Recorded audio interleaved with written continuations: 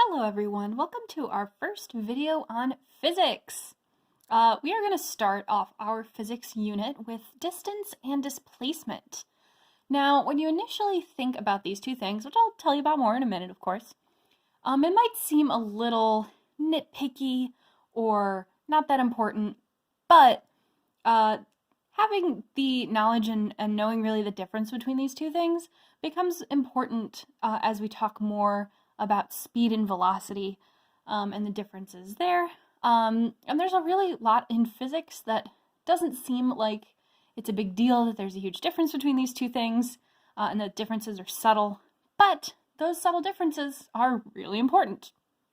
So we're going to start right over here. So in this scenario, let's say we have two people and they both start at, about the same place. Maybe not, just because my drawing isn't perfect. One person walks in a straight line and ends here. One person walks this crazy path and ends right here. Now, who went further? It's kind of a difficult question because there's two ways to look at it. If you're talking about just from start to finish, this person clearly went further, right? If you go this is really the only distance the person traveled. That's about 2/3 the amount of the distance that the first person traveled. So if you're looking at just start to end destination, that person definitely went further. But if you're talking about total travel amount, you can see that this person, while they took a crazier path and ended not as far from the start as the first person, definitely traveled quite a ways. They walked more. If you took this whole thing, traced it with some yarn and stretched it out, it would definitely be longer than this one. But they didn't go as far. So that's where we get into distance and displacement. So distance is the length, excuse my puppies, of the total path traveled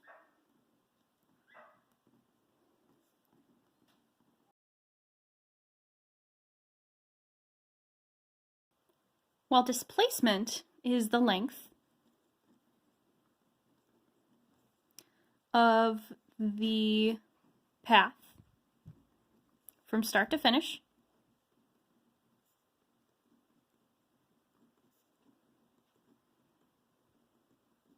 in a straight line.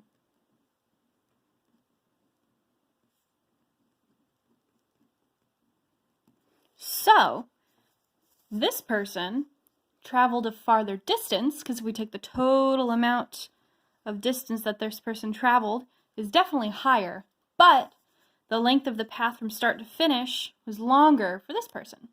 Let's look at a couple of examples. So let's say somebody started here, run their marathon, and they end at the exact same place. Now, while this path may be, let's say, 10 miles, their displacement is 0 because the length from start to finish is nothing. It's the same spot. Saying your location is 5 at the start and 5 at the end, 5 minus 5 is 0. They really technically didn't go anywhere if you're looking at their displacement. This person, oops, there we go. Their distance, you have to add up.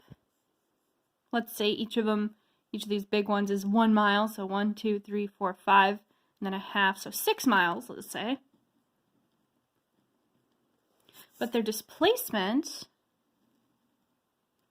say that's about more like 3 miles. Now this is all a ballpark.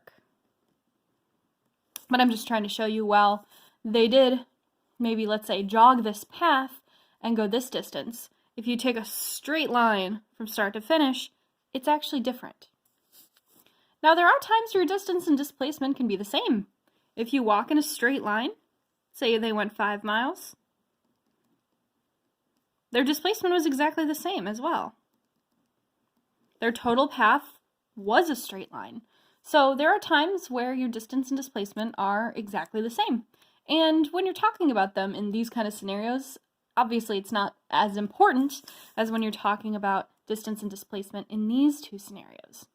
So again, I know it seems a little nitpicky, but there are definitely times, take a look at these instances, that they're very different and they can show different data points. All right, that wraps our first video on physics. Have a great day, everyone.